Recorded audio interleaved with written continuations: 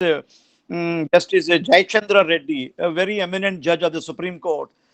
He says an issue of this nature came up for the first time before the Supreme Court, as there were a cleavage of opinions from the various high court.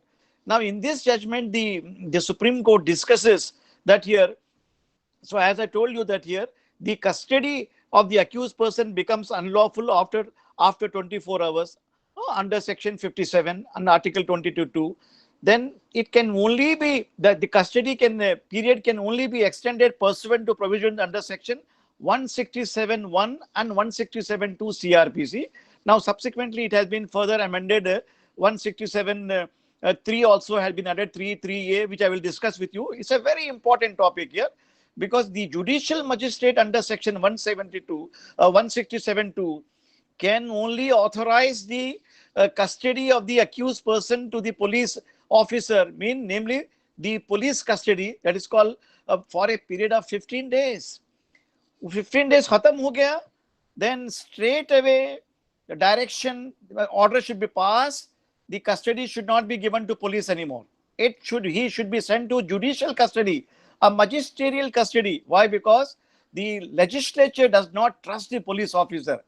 The accused may be subjected to beating, harassment. It is possible there will be violation of his fundamental right, all his human rights. इसीलिए trust नहीं करती. Then the Solicitor General of India, who argued the matter beautifully, he said, my lord, if investigations are not completed, if more evidence is coming on record, in such a scenario, we will require the custody of the accused in police custody.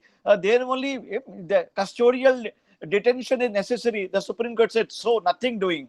Once 15 days, the initial 24 hours under Section 57 are completed, and thereafter maximum 15 periods are extended by the magistrate under 167(2). The police officer has no right to ask for the extension of a custody of the accused person in police custody beyond that period. Then thereafter, the law doesn't stop him from further investigating in the matter. Interrogation can take place. He can go to the police officer can very well come to the judicial magistrate custody. It may be Arthur Road, Pune Coast. Why? He doesn't want to travel. It may be an offense committed in Kolaba or Andheri. So the accused has been kept in Pune or in Tihar jail. The law says that no, nothing doing. The period of extension cannot be granted unless the accused person has committed altogether a different serious heinous crime in a totally different transaction. That is also has been discussed beautifully. But if in the same transaction, suppose in a transaction of theft or robbery, he has been arrested by the Andheri police station or a police station from Delhi, whenever. So the investigation must be completed within 24 hours and as per the mandate of 57. अगर वो कर नहीं पाएंगे तो then the police officer will produce him before the magistrate under 167. Then the magistrate will only give custody for a period of 15 days. अगर 15 days में investigation complete नहीं किया, then the accused person can be sent to judicial custody. Mind you that this does not hamper the power of the magistrate from granting the accused person bail under Section 437 CrPC. Because the provisions of bail come into play no sooner he is brought before the court. They have nothing to do with the custody. Anytime the court can grant it here. Then after the expiration of 15 days, the custody goes to the judicial magistrate custody, where there is no influence of the police officer. Then what happens here? During the other police station may take up the plea in Mumbai, a Borivali police station or Daisar police station, or maybe we want the accused person in a different murder case or maybe counterfeit coins case, which is a serious offense. Then his custody from judicial can be altered to again police custody in rarest of rare cases, that too with the permission of the magistrate under 167(2). Police officer cannot come and lift him and take him away. Like he has a power under Section 41 CrPC to arrest any person in cognizable. Assuming for the sake of argument, there are different offences committed by the accused in a series of different transactions, the police officer cannot invoke his power under 41 when he is already in custody, judicial custody. He has to seek the permission of the magistrate under whose custody the accused person is facing, he is suffering on the matter. That is what I would like to sum up the proviso and take you to some of the salient features. Just kindly open the judgment of Justice Jai Chandra Reddy in Anupam Kulkarni's case, 8th of May 1992. I would like to, because this is a very important judgment. Many lawyers have also forget about this. So students also should know your foundation will be very strong in criminal law the moment you come to know the scheme here. I will read the relevant paragraphs and explain to you, and please do feel at liberty to ask me questions, stop me where you don't understand. Let us start this judgment from the very beginning. See here. Yeah. Judgment is starting from here. Very eminent lawyers have appeared in this matter. Mr. K.T. Tulsi, the Additional Solicitor General, Mr. Ram Jetmalani appear for the accused. Mr. Dinesh Mathur, another eminent lawyer from Delhi. These are the lawyers who appeared. Jayachandra Reddy has granted. Now let us see. I will just sum up the relevant provision. See, an important question that arises for consideration is whether a person arrested and produced before the nearest magistrate as required under section 167(1) CrPC can still be remanded to police custody after the expiry of the initial period of 15 days. See this here, because you have to open your section 167, keep it ready, I'll explain it later. Then we propose to consider this issue elaborately, as there is no judgment of this court on this point. Please note that this is the first judgment of the Supreme Court. You may call it a landmark judgment on the provisions of section 167, because there has been no other judgment of the court. Now, the facts giving rise to the question may be briefly stated. Yeah, a case relating to abduction of 4 Bombay-based diamond merchant, one Kulkarni, was registered at police station Tughlaq Road, New Delhi on 16/9/1991. So, gentleman Kulkarni is based in Mumbai. There's a charge against him of kidnapping and abduction, that is section 363 and 364A deal with kidnapping for ransom, which is the life imprisonment punishable under the Indian Penal Code, which you must be aware of it here. Now, Tughlaq Road mein FIR has been lodged. Bombay was 69, and the investigation was entrusted to CBI. So the investigation, by consent of the state or the courts, High Court or Supreme Court, they have power to transfer the investigation to CBI, but the magistrate has no power to transfer. Magistrate and Session Court cannot transfer the investigation from police to CBI. Only these are the prerogatives of the High Court and the Supreme Court. You should know that. I will give you judgment in that regard. Okay. During the investigation, it was disclosed that not only the 4 diamond merchant, also Kulkarni, who is the respondent before us, and one driver, Babulal, were kidnapped between 14th and 15th September 1991. Dates are relevant, from the 2 hotels at Delhi. So kidnapping has taken place on between 14th and 15th in Delhi. And it emerged during the investigation that Shri Kulkarni was one of the associate of the accused, Shri Chaudhary, responsible for kidnapping the diamond merchant. So diamond merchants were kidnapped and abducted there. Then on the basis of some available material, Kulkarni was arrested on 4th of October 1991. That is the date of arrest. And he was produced before the Chief Magistrate Delhi on 5th of October 1991. Next day, following the mandate under Article 22, subclause 2 of the Constitution and Section 57 CrPC, he must be brought within 24 hours, which has happened here. Then, on the request of the CBI, Shri Kulkarni was remanded to judicial custody till 11/10/1991. So this is the first step which has taken place under the provisions of Section 167.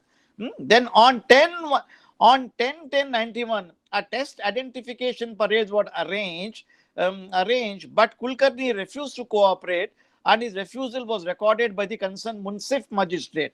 Now, test identification parade is done both under Section 9 of the Indian Evidence Act and Identification of Parade Act of 58 under Section 4 of the Act. Because if the identity of the accused is not known, that is normally conducted. Because you know, sir, that accused is brought to the court in burqa. आपको मालूम नहीं पड़ेगा कौन accused है, because he may take up the plea that I am not the accused person committed.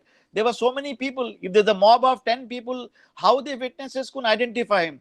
So the accused person should not be dragged before the police officer in the criminal court unless there's a definite eyewitnesses who have seen him.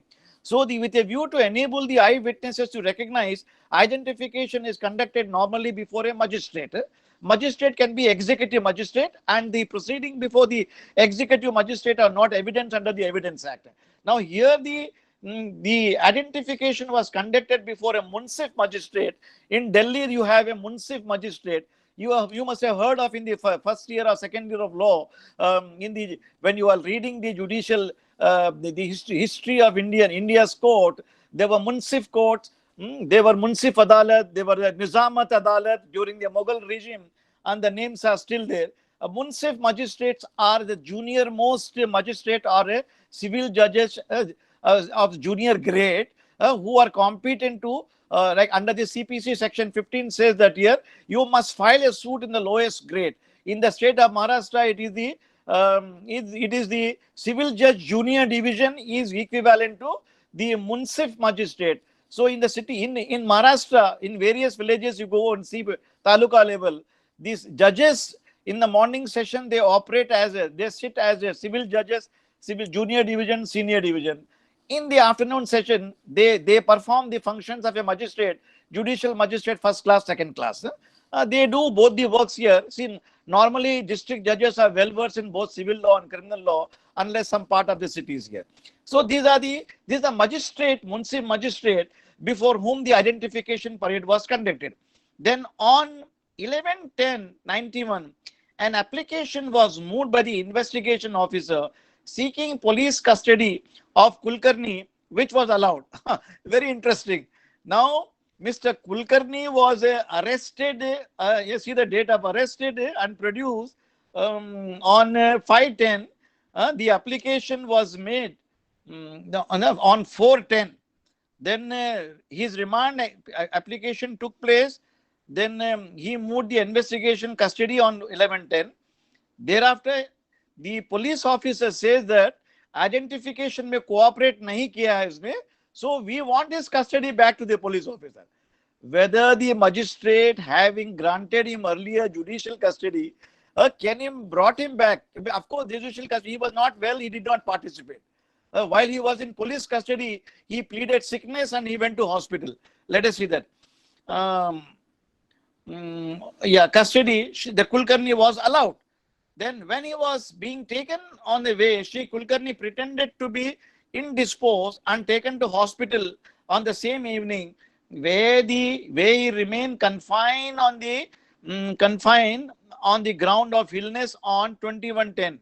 So during this 15 days period, a very intelligent man, Mr. Kulkarni is, 15 days period, he has avoided the police custody. And I am told that he pretended I am sick, I need to be hospitalized. That is a good pretense not to go to the police. Police will harass him, interrogate him, torture him. यहाँ पे देखिए. So he was in hospital. Of course, he did not even cooperate with the Munsif magistrate in identification period. Now, what happens when he fallen sick and he was referred to cardiac department of some hospital? Then up to 29/10/91, Kulkarni was again remanded to judicial custody by the magistrate, sent to jail. Now, since 15 days time period elapsed, naturally the learned magistrate cannot give the custody to the police. So his custody will become judicial custody. After 50, that is the language of section 167, which clearly says that the custody of the accused person with the police shall be only for 15 days. After the expiration of the 15 days, custody should be given to the judicial custody. That is the meaning of a judicial custody, magisterial custody. Now what happens? See that.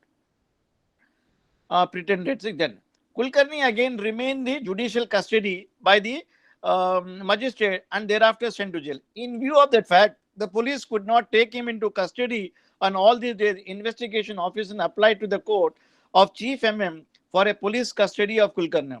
Now, naturally, when he was in hospital, when he did not cooperate, the police officer had no opportunity to cross-examine him in a custodial detention. Normally, that is the police officer's power. So the police officer became desperate. Are my 15 days are over now. What to do? Then he applies to the magistrate. See that here. Judicial custody. In view of the fact that the police could not take him into custody all these days, so investigation applied to the court of magistrate for custody. The chief magistrate, metropolitan magistrate, relying on the judgment of Delhi High Court versus Dharampal and others, refused the police remand. It's a correct stand, because after 15 days expiration of 15 days period, police has no right to ask for custody of the accused in police custody. Their right has elapsed, because it is a fundamental rule of law that the police officer must complete the investigation in a finitial stage 24 hours as per the mandate of section 57 and article 22 subclause 2 of the constitution.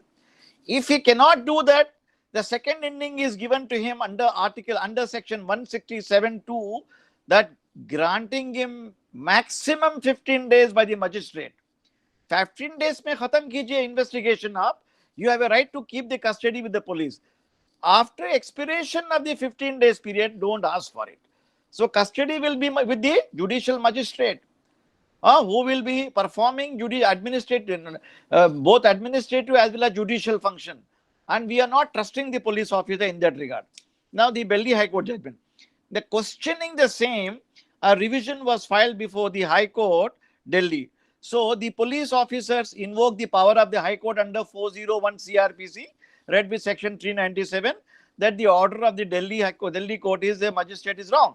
Then the learned single judge in the first instance consider whether there was a material to make out a case for kidnapping, abduction against Kulkarni, and observe that even the abducted person, namely 4 diamond merchant, do not point an accusing finger against Kulkarni, and the way the Kulkarni himself has been interrogated in jail for almost 7 days by the CBI, and nothing has been divulged by him. Therefore, it is not desirable to confine him to in jail custody. In view of the matter, he granted him bail. Oh, it's beautiful.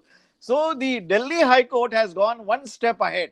What was challenged before the Delhi High Court in revision application under 397 read with section 401 CrPC, that the learned magistrate rejected the application of the prosecution to give the police custody, to give the accused custody to the police for further interrogation. That order was challenged, but the Delhi High Court said that that cannot be done. In fact, the accused deserves bail. Because the High Court has wide powers, not only under the CrPC, but also under the Article 227 of the Constitution of India, read with section 439 CrPC, to grant a bail at any stage. So the Delhi High Court grants a bail. The High Court, of course, which was not the prayer. The prayer was for quashing the magistrate's order, refusing to grant custody. And the High Court says grant him bail, normally which is invoked when the charge sheet is not filed within a period of 60 days and 30 days, 60 days and 90 days, then there is a indefeasible bail granted to the statutory bail to the accused person. But that is not the case here. But the High Court was very large-hearted and gave indulgence to the accused, you be out, because the police has not completed the investigation, and I'm sure while you being in hospital, they must have interrogated you. That was the contention. Then next paragraph, the learned additional Solicitor General appearing for the CBI appeal and contended that the Chief MM erred in not granting police custody, and Dharampal's case, in which he placed reliance upon wrongly decided, the further contention that the Delhi High Court has erred in granting bail to Kulkarni. So here they came to Supreme Court against the order. Number one, granting we had asked for only custody, but the Delhi High Court was more generous in granting him bail. So both the orders are perverse and erroneous. Number one, he should have been ordered to be with the police custody for a further interrogation, which will not happen. And number two, instead of setting aside the order which were impugning, the Delhi High Court has been giving him more leniency by granting him bail. So both the orders were challenged here. Then see, the further contention of the Delhi High Court has been heard in so and so. Then see, language. Shri Ram Jethmalani, the learned counsel for the respondent accused, submitted the language of 167 to clear that the police custody, if at all be granted by the magistrate, should only be during the period of first 15 days from the date of the protection of the accused before the magistrate, or not later, and the subsequent custody, if any, should only be judicial custody. Correct legal position. Mr. Senior Ram Jethmalani has argued this matter beautifully and correct interpretation of law, and the question of granting police custody after expiry of 15 days does not arise. This is the submission, in fact, which has been accepted, that is having regard to the provisions of section 167, which all of you should get away. Now come to. Then 167 procedure where the investigation cannot be completed in 24 hours whenever. So I am not reading 167 because you all know, in case you want me to read, I can read it. Otherwise, you go home and read it. Because I will briefly give you what section 167 contain. You open it up. There are 167 इसी के अंदर दिया गया है. Even if you open your BERA Act, the current BERA Act, that will be better because it's a old, this is a old section. There have been amendments, something. 167 खोल लीजिए आप. I will just take you through cursorily the important provisions, what it contains. So 167 का mandate, 167 कहता है, you must bring the accused where investigations are not completed in 24 hours as per the provisions of 57 and Article 22 of the Constitution of India, believing the accused is brought and case diaries are required to be brought. Mean the police officer can legalize the custody under the orders of the magistrate by producing a case diary convincing him that here further detention in police custody is necessary. Number one, accused to magistrate. Number two, check karo aap. The magistrate to whom the accused is forwarded under the section, whether he has not jurisdiction to case from the time to time, authorizes the detention of the accused in the custody thing fit for a term not exceeding 15 days in a whole. Underline this word. Only 15 days custody can be given to the police. And if he has no jurisdiction to try the case, because under Article 22(2) and 57, even if the accused is arrested by a different police station, Gujarat police station, and is brought to Bombay, the Gujarat police, he has to be produced in Gujarat or Madhya Pradesh or UP, wherever brought. He cannot come to Bombay, their trains may not be working and they may not be, there is strike here. So local police station के पास उसको लेके आना चाहिए, irrespective of the court has jurisdiction or not, only with a view to legalize the custody. Or in case the subclause 2 says that if the magistrate is of the opinion that he does not have jurisdiction to grant, mean the offence is committed in Bombay, the accused is being brought from Delhi के अंदर produce किया गया है, he will say that the accused need to be sent to Bombay, or if it's a offence is triable by the court of session, committal proceedings or commit for trial. If the committal for trial under section 209 CrPC, कल पढ़ा मैं आपको, 209 में committal दिखाया गया है. Further detention, he may order the accused, forward the accused having jurisdiction. So the magistrate in Delhi will record the reasoning and say that here the crime is committed in Mumbai. I therefore do not have jurisdiction.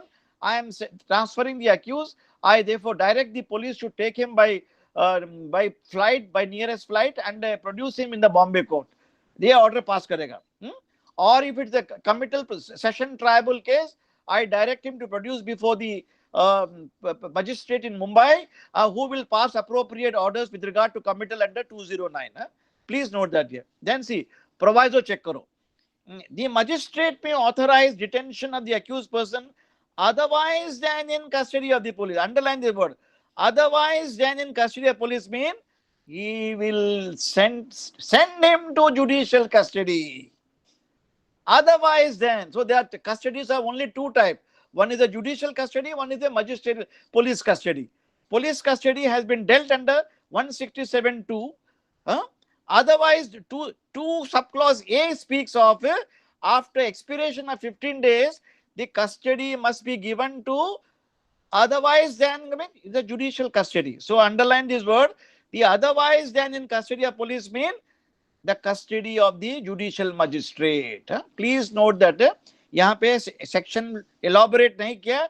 This is the meaning of this word, which has been explained by the Supreme Court in Kulkarni's case.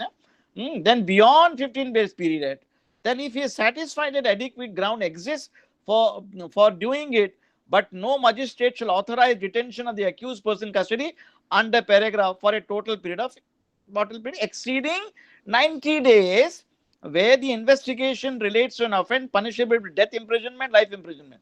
So maximum time the magistrate can keep on extending 15 din, 15 din, 90 days in case of death offenses, punishment for life imprisonment cases. That is one.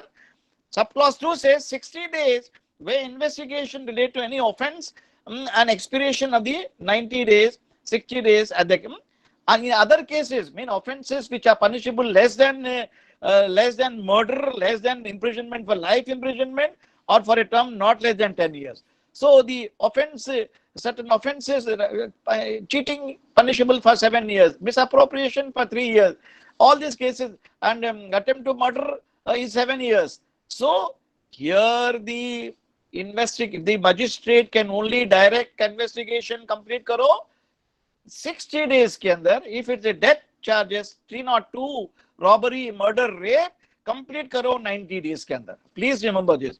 Now, if the direction is given, it doesn't mean that police cannot investigate. They have a right to investigate, but they have no right to ask for custody of the police in their police custody. They are required to go to the judicial magistrate custody. They can interrogate him there in that regard, pursuant to this section. But the Supreme Court clarifies in Kulkarni's case, if a different offense is committed in a different transaction, and this period, he can be brought back from judicial custody to police custody. That I will explain to you. Now, I am explaining this here. Then come to next clause number B पे आ जाइए.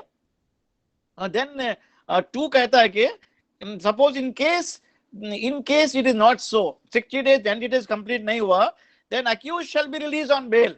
That is a statutory bail which is granted if he is prepared to and does furnish bail.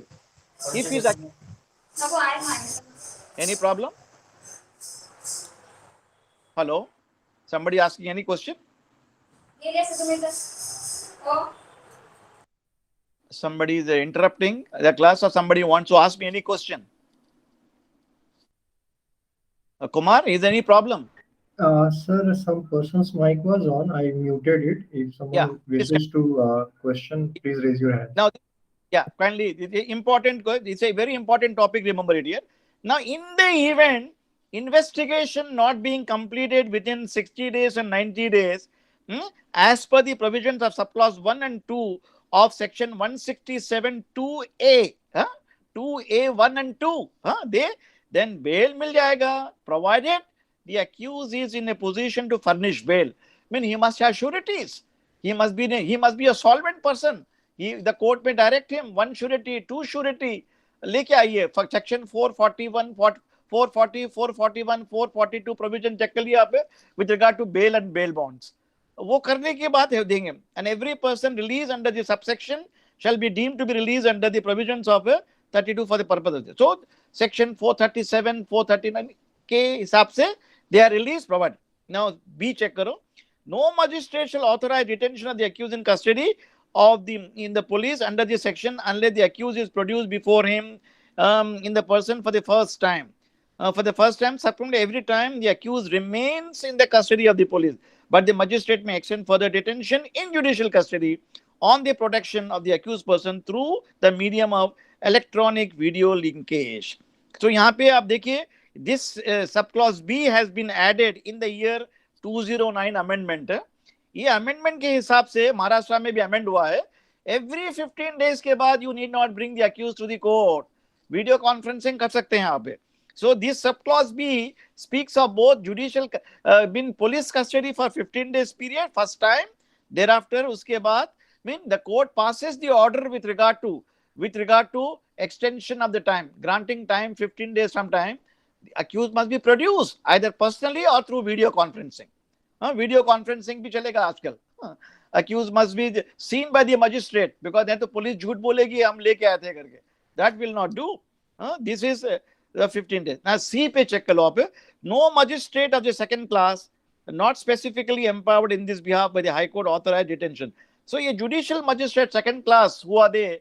Who are inferior magistrate, who cannot try trial more than 1 year, they do not have this power unless the High Court authorizes in that regard. So when you see the Bombay High Court criminal law manual, इसके अंदर certain areas में magistrates have been empowered. Criminal manual check करें आप, बता देंगे उसके अंदर रहेगा. Then explanation देखो, under the explanation for avoidance of the doubt, declare that notwithstanding the expiry of the period specified so and so, the accused shall be detained custody so long as he is not bail. That means even after 60 days and 90 days expiration, police has not filed a charge sheet. If the accused, though the accused has a right of bail, but if he is not in a position to provide sureties, then he will be lingering, poor fellow, in the jail itself. Lock up, judicial custody में रहेगा. Well, he has to arrange for sureties. But of course, in Krishna Ram's judgment of the Supreme Court in Krishna here, who is a socialistic judge, he said that merely because he is unable to give sureties, he cannot be allowed to remain in jail. He should be set at liberty. That is what the mandate of Supreme Court in Hussaina Rabano's case. And petty offences, and if the person unable to give bail, the court should be large-hearted. So that's a different issue. But यहाँ पे statutory requirement है, either he must give his personal bond or he must give his at least sureties. And suppose if he is a person from different state, छोड़ेंगे तो भाग जाएगा. He will not be available. The duty of the police to go and trace him out. But if he is a person working and makes a statement before the court, I will not tamper with any witnesses. I will be available for investigation. I will not run away anywhere. I will not be troubling the victims anywhere.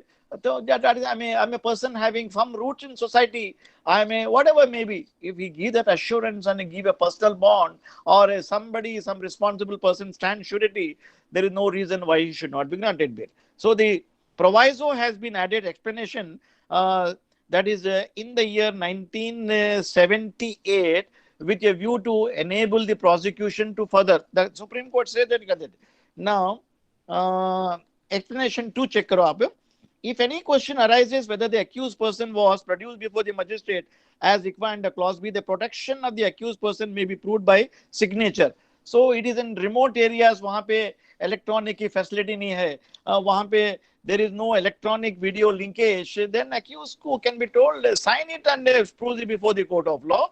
और यहाँ पे electronic video leakage may be produced in cities like Bombay, Calcutta, Madras, and Delhi, wherever there is a facility nowadays. Almost everywhere the government of India has provided these facilities which are laudable. Next proviso check karo. Provided further that in case of a woman of 18 years of age, the detention shall be authorized to be in custody of a remand house or recognized social institution. So here the role of Juvenile Justice Act come into play. Juvenile Justice Act के अंदर आपको मिलेंगे remand house मिलेंगे और institution मिलेंगे social. तो women को don't keep them in police custody below the age of 18 years. They should be sent to some institution. They should not be coming under the influence of a dangerous person, woman. The young tender age की लड़की है बेचारी की, she will be exposed to criminal, is dangerous and hazardous. She better be sent to the remand house, children's court, or an institution. She is safeguarded. This amendment has been brought into effect in the year 2009, 31st of December 2009. Important. Now, subsection 2A is also added in the year 1978. Very important. I will tell you in a nutshell what it says. Notwithstanding anything contained in subsection 1 or subsection 2, the officer in charge of a police station officer making the investigation, if he is not the below rank sub-inspector, where a judicial magistrate is not available. Now, in the eventuality of a judicial magistrate not being available, what happened? Transmit to the nearest executive magistrate. Even the executive magistrate, it may be some JP under the old SCOs, they are being given some powers by the High Court, on whom power of judicial magistrate or metropolitan magistrates have been conferred. Some of these gentlemen who are executive magistrate who cannot try cases under the Indian Penal Code, who are not court, but you know that in the city of Bombay, 8 o'clock ke andar, morning ke andar, there is a court that unfortunately those courts commonly known as Annadi courts. You know that if you are motor vehicle act offences करेंगे आप, pandemic में offences करेंगे आप, आपने you have not worn your mask, तो आप you penalty impose करते हैं आपको. So you are brought before the magistrate and you have been speeding youngster brought before the court. You don't have a license. So these are the executive magistrate conferred with the powers of a judicial magistrate. उनके पास भी लेके आ सकते हैं in the morning session, and they have a right to grant bail. But if they are executive, if they are judicial magistrate, 15 days remand. If they are not, then they can only grant remand up to 7 days. See that here? Executive magistrate, for the reasons to be recorded in writing, detention of the accused, such custody as it may think when not exceeding 7 days. So executive magistrate को powers have been reduced. Like similarly, कल पढ़ा हमने NDPS Act के अंदर, when the accused is arrested, he is brought before the magistrate who can keep custody for 15 days. 15 days के बाद he will transfer the accused to special court, session court. When there is no magistrate there, then executive magistrate can keep custody only for 7 days. Then to session court, special judge, where the extended remand 180 days and another 1 year. Section 36 में पढ़े हमने 1A के अंदर. So वहाँ पे that provision है. Now probably this provision also added in the same manner. When under the NDPS Act के अंदर executive magistrate can 7 days. Similarly under the CrPC also, by virtue of section 2A under 167. So here 7 days period can be extended by the executive magistrate when a person is brought after arrest here, not before the court. Then this is the sum and substance here. Then see the proviso after expiration, the executive magistrate transferred to the judicial magistrate. So the gentleman, you must have been arrested in Nanded or some small remote place in Pune or koi district area. There is no judicial magistrate, only executive magistrate, or maybe somebody there. He will within 7 days ko order pass karega. He will remand it only for 7 days, because another 7 days must be before a judicial magistrate. It doesn't take much time. Then number 3A check karo, very important. A magistrate authorizing under section detention of the custody shall record reasoning. So it is mandatory for the magistrate, either executive magistrate or a judicial magistrate, who is granting custody either 15 days or 7 days, he must record reasonings in his remand order. because the superior court should know that whether a mandate under Article 167 is considered or not. The accused fundamental right under Article 21, 22 are safeguarded or not. Whether he will be subjected to humiliation by the police officer is the crux of the case. Subclause 4 says, magistrate other than the judicial magistrate making such order forward the accused reasons, making it to the judicial magistrate. So it's a judicial magistrate can straight away forward it. In executive magistrate has to give reason. 5 check law. In any case triable by a magistrate as a summons case. So summon cases, in chapter 21 of the IPC, running from section 251 to 259, summons cases where the magistrate tries small petty offences, where the punishment can be given maximum period of 3 months time, 3 months or 6 time. Where there also investigation take place is ordered by the magistrate under 156(3). So what happens here? So if investigation is not completed within 6 months from the date of the arrest of the accused, magistrate will pass an order stop the proceeding. Summon cases में क्या punishment is not more, na? Because you have read it section 259. हमने देखा था. When you once again, I will recapitulate your memory by pointing out the correct provision under the provisions of section provisions of summary trial. Yeah, 1 minute. I'm sorry. Summons cases here. There is a provision for stopping the proceeding under 258, because there is no, you cannot make the application for discharge. Discharge application can only be made in a case triable by the court of session under the provisions of section 227. You can make it, and for discharge of case triable in a warrant case, you can make it under the provisions of section 245. Whereas in the case of a summon triable case, there is no provision for discharge. You can come to the High Court under 482 for quashing. Number one. Or second remedy is here, magistrate has power to stop the proceeding under 258 if he finds that investigations are not taking place properly or witnesses are not coming forward, the complainant is delaying the proceeding. Stopping the proceeding, stop करके acquit कर देगा उसको. There will be an acquittal order under 250. Similarly, at the time of the investigation, if the magistrate feels that here, police officer in summon cases, he is not completing the investigation within 6 months. The 60 days and 90 days will not be applicable in summon cases. That 60 days and 90 days applicable to only warrant cases. Warrant cases where the offence has a cognizable cases. Now here most of the cases are in summon cases are non-cognizable cases. You know that non-cognizable like a defamation case, 2 years punishment. This is a triable like a summons case. So if the investigation is ordered by the magistrate, the police must complete the investigation within a period of 6 months, failing which magistrate will stop the proceeding. This is a very interesting provision. Please note that here. Then number 6 check kar lo aap.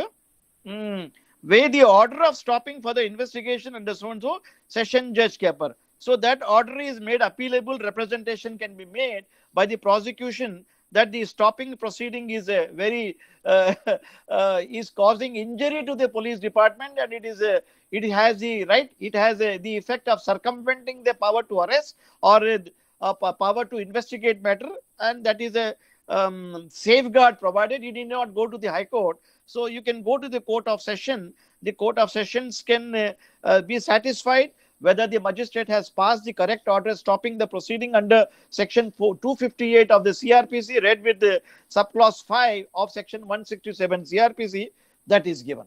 So this is the entire crux of 167. Then in the light of this, I will only discuss 2 paragraphs, 2-3 paragraphs. That is the, I will not be reading from the judgment section because it is given here. That we can skip this relevant section which has been introduced by the court. Sir. Yeah. Boliye. Sir, I had a small doubt. I can ask. Boliye. Sir, say if an accused is already in judicial custody and he is, you know, usko alag se ek aur charge sheet ban gaya uska and he is arrested in some other case. So, sir, can the magistrate then again reprimand him under 167(2) and put him in again in... I am coming to that question. I am about to come. Just listen, give me 2 minutes, okay? Then open then यहाँ पे next paragraph खोलो आप, subsection 6 यहाँ पे deal करता है court में. Even there is a remand order is passed under section 309. मालूम ना 309 कल पढ़े हमने. Remand order is not only passed under 167.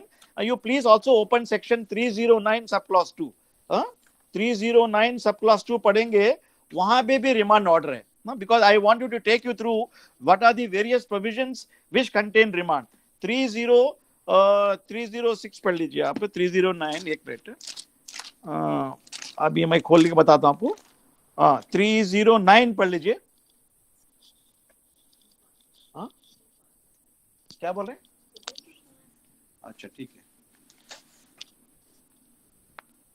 Yeah, when you see 309 में power to postpone, adjourn the proceeding, subclause 2 to check. If the court, the section, the first proviso mandates that the proceeding must be completed day-to-day hearing, that I mentioned to you, and in murder and rape cases, in rape cases, the charge sheet and period must be complete within 2 months' time. Now, subclause 2 is important, which deals with remand. If the court, after taking cognizance of the offence after commencement of the trial, finds it necessary or advisable to postpone the commencement of the adjourned inquiry time for the reasons to be recorded, postpone, adjourn the same on such time as it think fit, for such time as it consider reasonable and may warrant remand the accused in custody. Now, section 309 subclause 2 comes into custody for remand at a stage when cognizance is taken, whereas a remand proceeding under 167 1 and 2 comes into play before investigation. Please note that ये दोनों में difference है. 167 2 में जो remand होता है before investigation, during investigation, And remand जो होता है under 309, this is after the magistrate has taken cognizance under section 190 A, B and C CrPC. Please note that here. Then provided that the magistrate shall remand the accused to the custody under the section for a term exceeding 15 days at every time. So custody में रहेगा, trial चलता रहेगा. So the defense lawyer cannot say, give me 1 month's time, 2 months' time, I'm going to America, London for holidays. No, because the trial must go on day to day basis. So the accused is languishing in jail. So he should be, the court should be very, there should be very tough, should not grant adjournment as a matter of course. So keep on giving, extend the remand in this matter for 15 days. Then यहाँ पे, even for provision for bail also be there here. Then they can provided further that witnesses are attending, adjourn the matter, provided that grant for the purpose of enabling any person against the sentence so and so. So this is while he is in custody, this is the procedure to be adopted. Now the next question which you asked me, when the accused has been sent to judicial custody, can the prosecution make an application? My lord, we have got new material against him. Please grant us once again police custody. That question is dealt with here. I'm telling you, very good. It's a very good question you asked me. That please refer to the judgment of the Supreme Court in Kulkarni's case, which I am pointing out to you, the relevant provisions, relevant paragraph.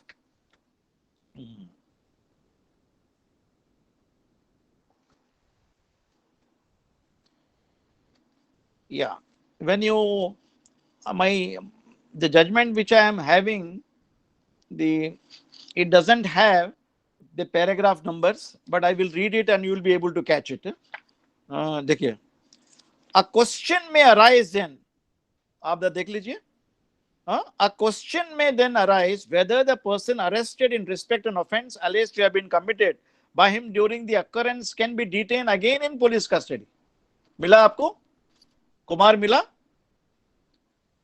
A question may then arise whether a person arrested, it's a new paragraph starting. Mila aapko? Yes, sir. A question, this is the answer to the question which the student has raised now. The question may then arise whether a person arrested in respect of an offence alleged to have been committed by him during the occurrence can be detained again in police custody in respect of another offence committed by him in the same case, which fact comes to light after the expiry of the period of 15 days of his arrest. Very beautiful submission here. So 15 दिन चले गए, 15 दिन के बाद उसकी custody police officer से छीन के जुडिशियल कस्टडी में आ गई. Can the police officer, my lord, I collected more evidence incriminating against him in the same offence. I want him to interrogate him for more time. Whether it's permissible, let us see that. The learned additional Solicitor General submitted that as a result of the investigation carried on and the evidence collected, the police he arrested the accused may be found involved in more serious offences than the one which he was originally arrested, and in such a case, there is no reason as to why the accused who is in magisterial custody should not be turned over to police custody at a subsequent stage of the investigation when information discloses his complicity in more serious offences. We are unable to agree. The Supreme Court says, sorry. The submission made by the police officers council, that is a additional Solicitor General, but the new incriminating evidence is found against the same man in the same offence. You please grant custody to us for another 2, 3, 4 days. The Supreme Court said, sorry, we are unable to agree. Now, it is important, read it here. Yes, we are unable to agree. In one concurrence, it may so happen that the accused might have committed several offences and the police may arrest him in connection with 1 or 2 offences on the basis of the available information and obtain police custody. If during investigation his complicity in more serious offences during the same occurrences, underline the word same occurrence is disclosed, that does not authorize the police to ask for custody for further period after the expiry of 15 days. In the same offense, you cannot, but in different offenses, you can. That I am coming to it. If that permit does, the police can go on adding some offenses on the other serious nature at the very stage and seek further detention in the custody repeatedly. This will defeat the very object under section 167. However, misclarified that this limitation shall not apply. Underline this word, shall not apply to a different occurrence in which complicity of the accused is disclosed. That would be a different transaction, and if an investigation of the other case can be required in detention in police custody for the purpose of associating with the investigation other case, in such a situation he must be formally arrested in connection with the other case and then obtain the order of the magistrate for detention in police custody. So यहाँ पे safeguard दिया गया है. Yes, if his complicity is there in the other case, if he is arrested in a Bombay case, 15 days over, send him back to judicial custody. Then another police officer come from Bangalore, he is required for a murder case or maybe conspiracy, waging a war against the state of India, Maharashtra or Kerala or so and so. So it's a different transaction. So in a different transaction, if the police officer of that particular state want his custody, they will have to take the permission of the magistrate where in the city of Bombay, where the accused was undergoing a judicial custody. यहाँ पे section 41 cannot be automatically exercised. So that is a limitation inbuilt here in the matter here. That is the meaning of this word. Then see that. The limitation should not apply to different occurrences in which complicity of the accused. Now that would be a different transaction, and if an accused is in judicial custody in connection with one case and enable the police to complete their investigation on the other case, they can require the detention into police custody for the purpose of associating him with the investigation of other case. In such a situation, he must be formally arrested in connection with the other case and obtain the order of the magistrate for detention in the police custody. So since he is already in the custody of the magistrate, so you require the permission in the new offense to arrest him. The learned additional Solicitor General, however, strongly relied upon some of the observations by the Hardy J in Meher Chand's case, extracted so-and-so, supported the contention. So this I am not reading because the Supreme Court overruled this. Then in the Middle Sea, the concurrence constituting two different transactions gave rise to two different cases, and the existence power under 162 should be in consonance with the object underlying the said so. So in this paragraph, what the Supreme Court want to say that if after the 15 days period custody has been given to judicial custody, the accused person, the police officer, cannot seek police custody. But in the event of the same accused person has committed a different transaction, a different offense in a different police station or maybe in the same police station, maybe the earlier offense was cheating or robbery, दूसरा offense may be in a murder, attempt to murder, पुराना case रहेगा, FIR activate हुआ गया. So in that event, he can be again taken back into custody, provided the police officer obtains the permission of the magistrate who had earlier granted custody under 167(2). इसका मतलब ये हुआ. Okay? Okay, sir. Okay, thank you, sir. समझ में आ गया ना अभी? So Yes, that sir, is sum and substance here. The remaining two crime, of course, the crime which is sought to be investigated, heinous crimes, which are not connected to the former account. That is then second last executive magistrate, our powers are given here. That is the beautiful sum and substance. Anybody want to ask any question? Sir, Gitanjali here. So I have a question. Yes. So, sir, let's assume that the second police officer has now come from Bangalore and the accused is in first judicial custody in Mumbai. Yes. So the policeman from Bangalore says he has committed a crime in my jurisdiction and I want to take him to custody in Bangalore. Yes. So the magistrate, for instance, then grants permission for, say, 7 days police custody, and then this police person takes him. Yes. So once he takes him to Bangalore, will he then come back to Mumbai to hand him back over, or will he go to a magistrate in Bangalore locally for if he wants an extension? It's a very good question you asked me. So he will be produced again before the judicial magistrate Bangalore. Huh? Okay. That magistrate in Bangalore can give him the custody to police only for 15 days. 167 ke baad. Huh? So after 15 days are over, he will be again sent back to judicial custody, either Bombay or in Bangalore. Wherever, Both are depending. possible. So there will be a transit warrant is required to be issued by the magistrate. Wherever the place the trial first begins. It doesn't make a difference to the magistrate in Bombay or in Bangalore in which direction, wherever. It depends upon the police officer who wants to interrogate. So when they interrogate they will have to make application. Now the Bombay people want the custody from Bangalore, so they will have to write to the Bangalore magistrate, my lord, we again required to interrogate him certain matter in Mumbai. Maybe we will be interrogating him in judicial custody. We are not seeking custody for ourselves.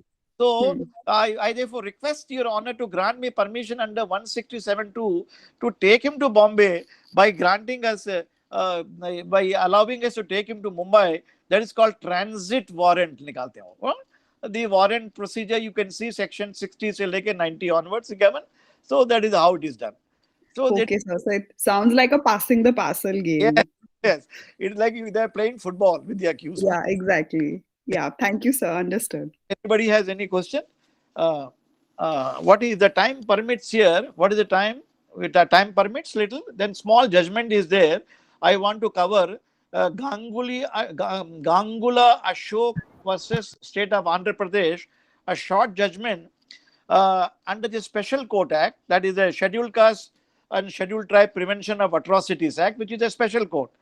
वहां पे एक complain file होता है advocate के खिलाफ on rape charges 354 outraging the modesty of a lady against his wife under 201 that is causing disappearance of the evidence which is punishable for 7 years.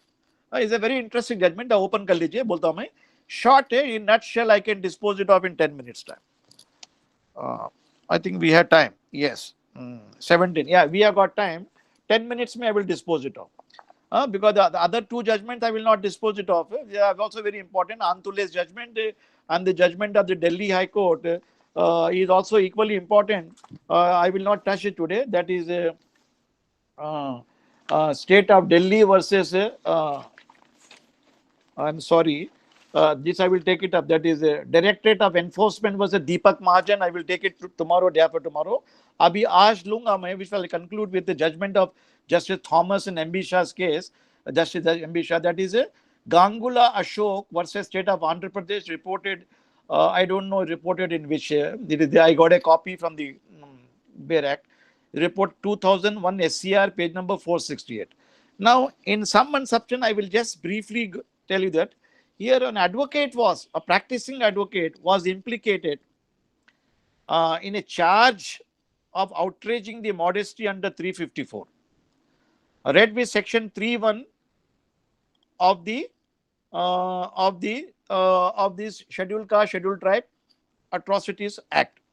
Now, which is a special act again. Now, under the special act, you know that under the scheme of the special act, the special court is essentially the court of session. उसको जानने के लिए आपको special court under the criminal law amendment of 1952 check करें. When you will discuss it under the special court under the criminal law amendment of 1952 के अंदर designate किया, it is only the court of session is the special court, like under the NDPS Act section 35 में पढ़े हमने, it is the court of session which is a special court, isn't it? It's a special court. Now, the notable difference, now if you want to also know, normally the CrPC being a procedural law applicable to general courts under section 6, 7, 8, 9 of the CrPC and also to special court. When you open section 4 and 5, section 4 खोल लीजिए CrPC का, बताता हूं मैं आपको. That is the tricks of the case. Section 4 and 5 of the CrPC is very important. Whether the entire CPC applies to special court or not, section 4 check kar liya. The trial of offences under the Indian Penal Code and other laws. All offences under the IPC shall be investigated, inquired into, tried otherwise in accordance with the provisions of contained in CrPC. Mein. Number 2, all offences under any other law mean special laws, shall be investigated, inquired into, tried and otherwise dealt with in accordance with the same provision, CPC, but subject to any enactment for the time being in force, regulating the manner or place, investigating, requiring, trying, so and so. Like under the NDPS Act, the scheme changes now. The magistrate has power to only grant remand only for 15 days. Uske baad, the power is given to the court of session, who will grant remand. Here the remand application, even bail application, which are read to you under section 37. Magistrate has no power. So if you take into consideration section 4, for a limited purpose, the CrPC will play in NDPS Act. But whereas in the case of a scheduled SC/ST cat, there is no such provision. Section 5 is important, saving clause. Nothing contained in this code shall, in the absence of a specific provision to the contrary, affect any special or local law for the time being in force, or the special jurisdiction, underline this word, special jurisdiction or power conferred on the special forum or procedure prescribed by any other law for the time being force. So NDPS Act can the special procedure is prescribed. Like for example, the session court, designate court can grant remand up to 180 days and 1 year, isn't it? Whereas CrPC के अंदर नहीं है provision ये. CrPC में only limits under 167 to 60 days and 90 days time. समझे ना आप? Whereas special court के अंदर there is a departure made. समझे ना आप? Then similarly, when you see the provisions of section 1, the CrPC doesn't apply to state of Nagaland, tribal area. The tribal areas have their own customs. They have own local laws. Their own local laws will apply, CrPC will not apply. Nagaland में जाएंगे आप, CrPC will not apply. Even CPC doesn't apply. Some parts of the scheduled areas of Assam, even Andhra Pradesh, wherever they are scheduled areas, CPC, CrPC not applicable. You remember this. So they have their own code, they have their own customs. Custom and usages of law within the meaning of Article 13 of the Constitution of पढ़ चुके हैं first year के अंदर, that I need not take you through that. Remember that. So in the light of section 4 and 5, the special court, and you will have to remember the provisions of the special courts criminal law amendment of 1952.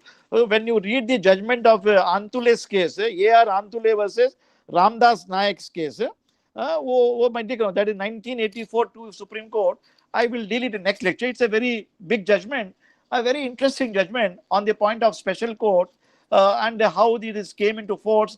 Next lecture I'll take it along with the judgment of the Delhi High Court under the Sea Customs Act and the Customs Act. When persons are arrested, what procedure they have to follow, CrPC or some Sea Customs Act. So under this, that is different. So in Gangula Ashok's case, the matter came up. An advocate was arrested for charges under section 354, outraging the modesty of a female, and his wife assisted him in causing disappearance of the evidence. That is 201 आ गया इसके अंदर, यहाँ पे देख लीजिए आप. So he was charged under section 354 and 31 of the Atrocities Act. Then यहाँ पे हो गया. Then paragraph number 2 देखो, charge was framed by the special judge against both the appellant for aforesaid offences respectively, presumably that the stage appellant moved the High Court for quashing.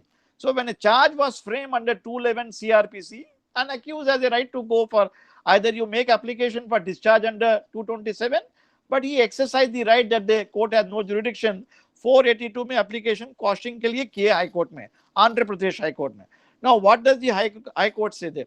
A single judge of the High Court of Andhra Pradesh found that the procedure adopted by the investigating officer in filing the charge sheet straight away was not in accordance with law, and the special court had no jurisdiction to take cognizance of the offense. See, unlike in the NDPS Act, So NDPS Act में हमने सीखा था कि the Court of Sessions, the special court takes cognizance directly without following the procedure of committal under 193. 193 पढ़ा मैं yesterday आपको, isn't it? Once again you see 193. It's a very important section. Don't forget when you want to know the procedure. Because magistrate take cognizance under 190 and sessions court को committal देना रहेगा. The matter first goes to the magistrate. That is a relevant section 190. Cognizance of offence by the court of session, except as otherwise provided by this court or by any other law for the time being in force, no court of session will take cognizance of the offence as a court of original jurisdiction unless the case is committed to it by the magistrate under the case. So FIR can only be filed where? Before the police. Police will transmit the FIR under 154 CrPC to the magistrate, judicial magistrate, not directly to the court of sessions under the SC/ST Act. That was the provision. तो वो procedure adopt नहीं किया, directly court of session से जो आंध्र प्रदेश में उन्होंने case summons issue किया, you appear before the court, and the advocate rightly challenged it, saying that here the session judge cannot directly take the cognizance as 193 CrPC procedure is not followed with regard to committal under section 209 CrPC पढ़ा हमने. Then accordingly the learned single judge set aside the proceedings of the special court, directed charge sheet connected papers to be returned to the police officer, in turn directed the present before the judicial magistrate first class for the purpose of. It is like the High Court said, how can the police officer directly file a complaint to the special court without going to the magistrate? Like yesterday in the case of Aryan Khan, in Ganja Charas case where consumption under section 27, the advocate had made the application. He made the application before the magistrate in Bombay, you release me on bail, which he has no powers. So for lack of jurisdiction, because under section 36 of the NDPS Act, the session judge or the special court has jurisdiction under 37 of the NDPS Act. कल पढ़े हमने. Because the magistrate takes cognizance under 36A1 only for a limited period of 15 days. That is only as a court of remand, just to whether police custody or judicial custody. वो उतना ही order pass करेगा. He has no power to grant bail. So lack of jurisdiction. So similarly, here Andhra Pradesh High Court said here, under the Atrocities Act, you are filing a complaint, and there is no special provision which says that here the special court will take direct cognizance, unlike the NDPS Act, which contains a provision under section 35, 36. Yes, the court of session can take directly cognizance without committal. कल मैंने पढ़ा आपको उसके अंदर.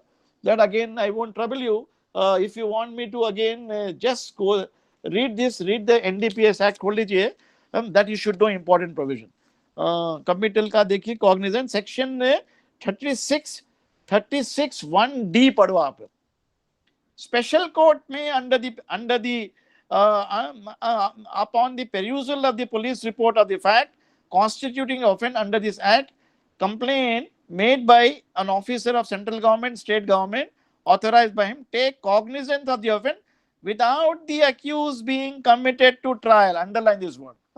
So directly there is no need to go under 193 or section 209 CrPC, which speaks of committal. Magistrate will transfer the case. So you will, it's the case. यहाँ पे directly जाएगा. That is how. But whereas in the case of SC/ST Act, Prevention of Atrocity Act, ऐसा provision नहीं था.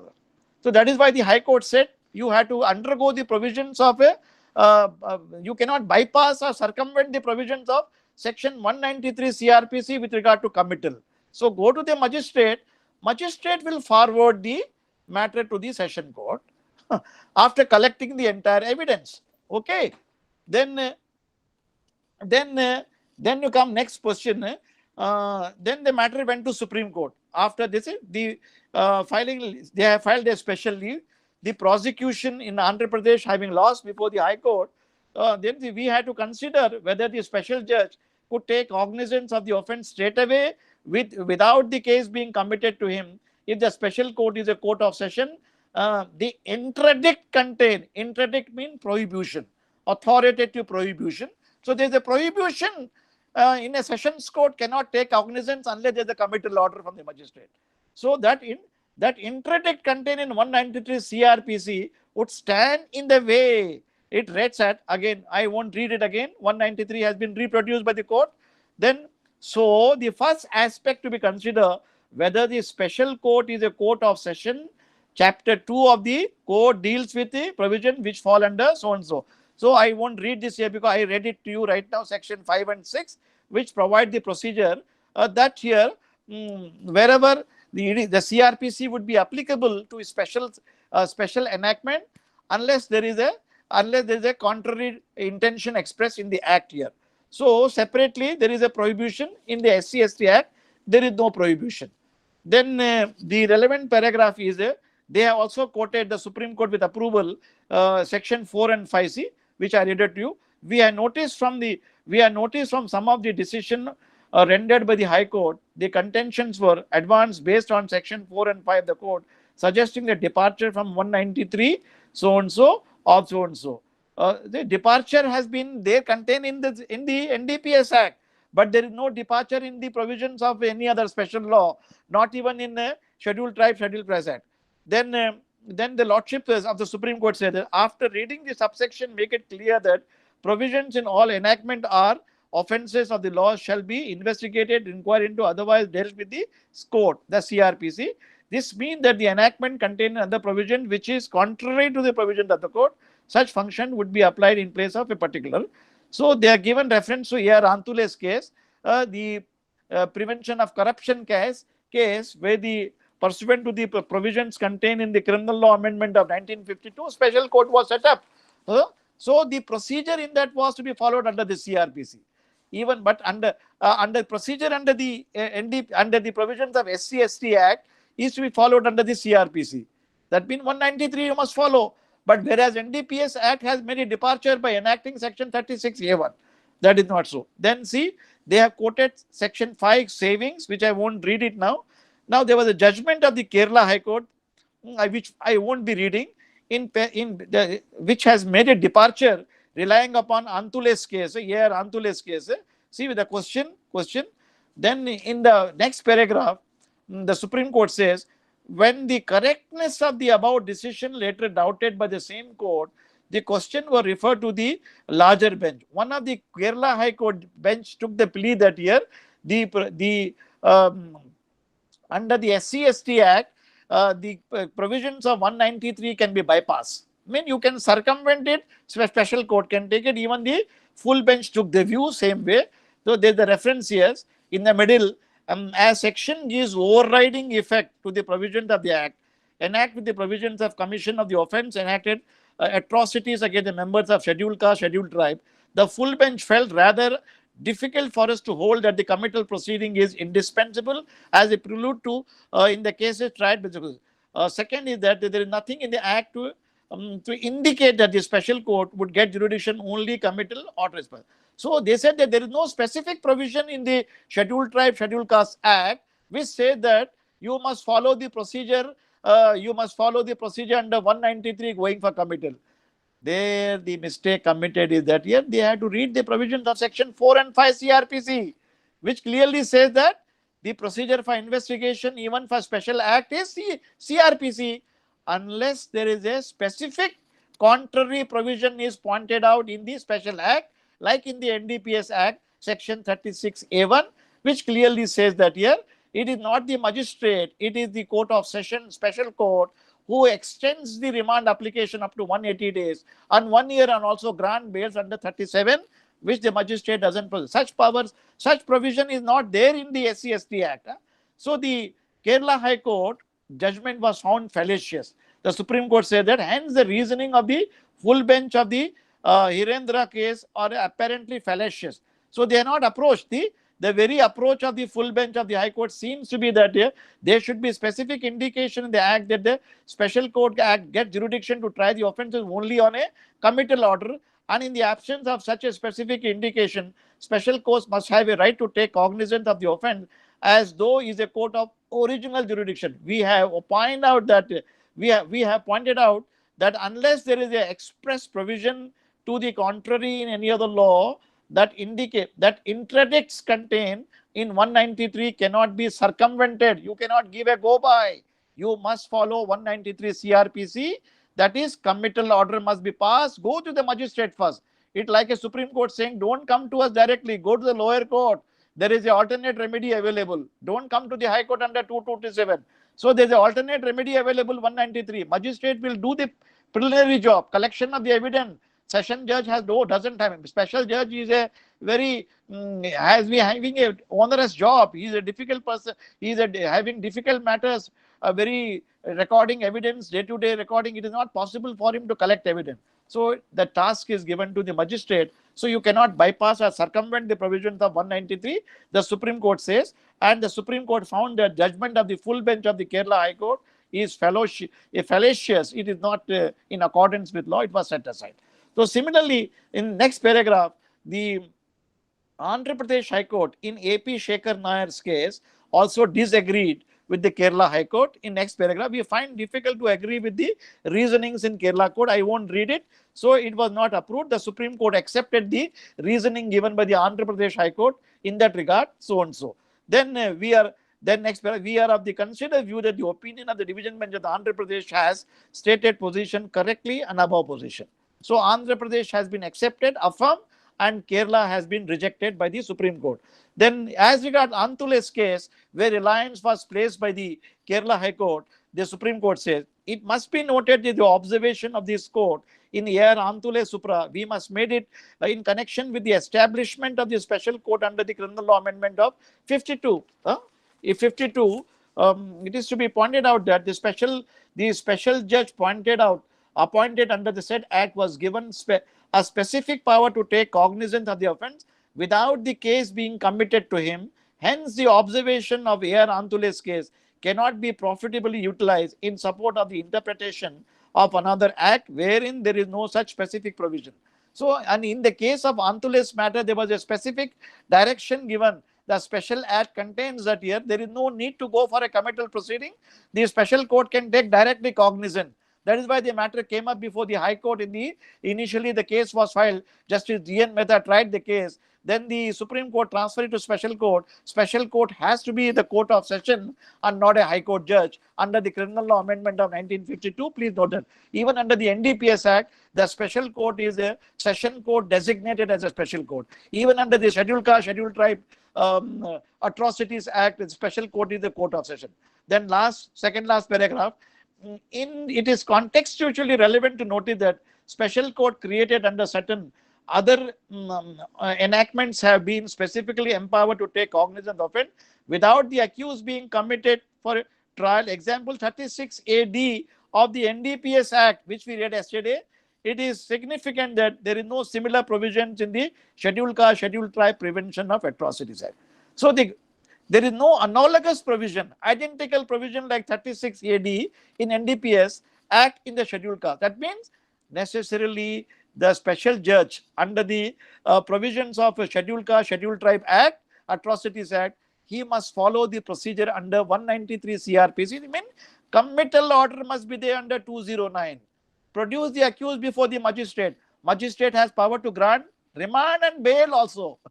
Please note that unlike in the case of NDPS, where the magistrate has no power to grant bail, nor can extend the remand application beyond 15 days, under the Scheduled Caste, Scheduled Tribe Prevention of Atrocities Act, the magistrate can take cognizance under 167 and give detention up to 15 days in police custody. Thereafter, 15 days, 60 days, and 90 days period, and grant also default bail under the statutory bail. Then he may, once after collection of the entire material evidences, when charge sheet is filed under 173, then copies are furnished to accused under 207, 204. Uske baad he will say, I am therefore committing the proceeding to the session judge under 209 for the purpose of taking cognizance. Then session judge frames charges and goes on with the trial. So provisions of section 4 and 5 CrPC are come into play with they do not stop, they do not curtail the powers of a special judge with regard to taking cognizance under 193. So we therefore hold that the legal position stated in the Kerala High Court in Director's Court so and so is not in accordance with law, we approve the interpretation adopted by the High Court in decision of referred to correct legal position. So the High Court of Andhra Pradesh has rightly set aside the impugn order and the proceeding initiated by the special court under the Act, but we did not support the direction given by the learned single judge in his order. After committal of the case, the special court shall frame charges against the appellant. It is for the special court to decide regarding the action to be taken next after hearing both the parties under 227 of the court. No direction can be given by the special to the special court at this premature stage as to what the court should adopt. Then it is open to the appellate court to appellant to raise all the contention at this stage if they wish to make the plea for discharge. We make it clear that if any such a plea is made, the special judge shall pass appropriate orders untrampled by the observation made in the impugn order. So the High Court is not justified in giving direction to the special court that you do this way, that way, take up the matter, finish the matter, frame the charges. No, not necessary. Special court is a seasoned man, he's a seasoned judge of a session judge. He knows his duty and he has a right to call upon the parties to leave evidence and frame charges. He has the power of discharge under section 227. He will do that. Let him do his job. Why are you given? No direction can be given to him as regard his power. And the code itself, CrPC, is giving power.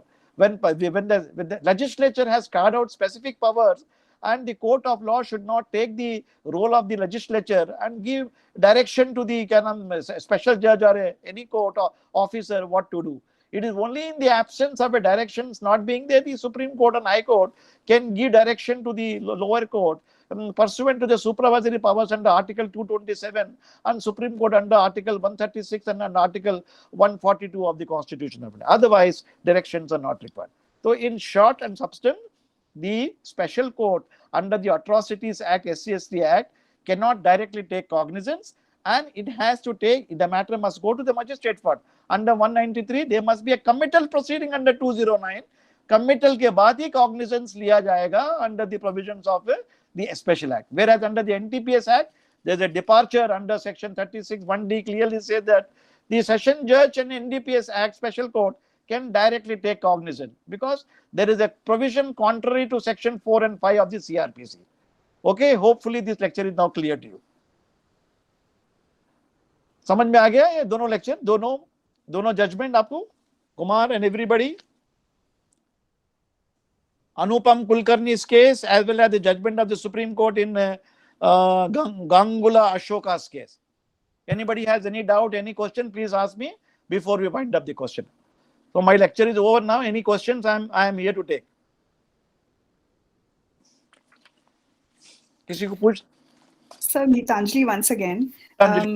Sir, then is it safe to say that when the matters as regards special courts, the supervisory powers exercised by the High Courts and Supreme Court is very relatively narrow, so they're not going to interfere in every matter? Yes. Special Act overrides the General Act.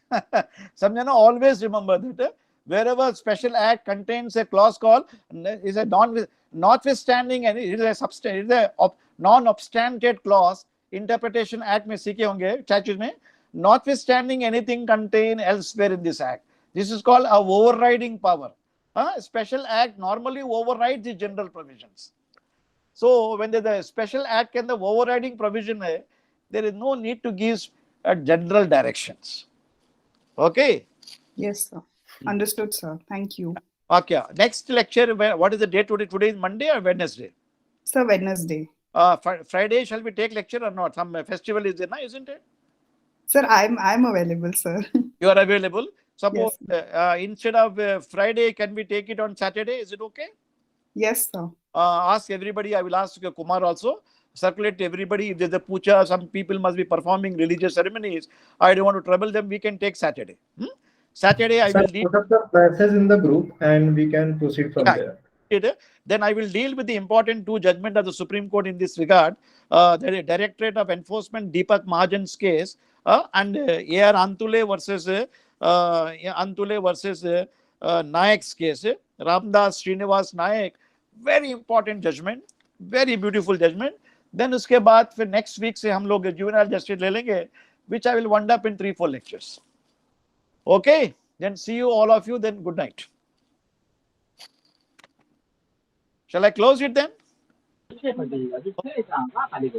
Yes, sir. Thank you, sir. Good night, sir. Thank you.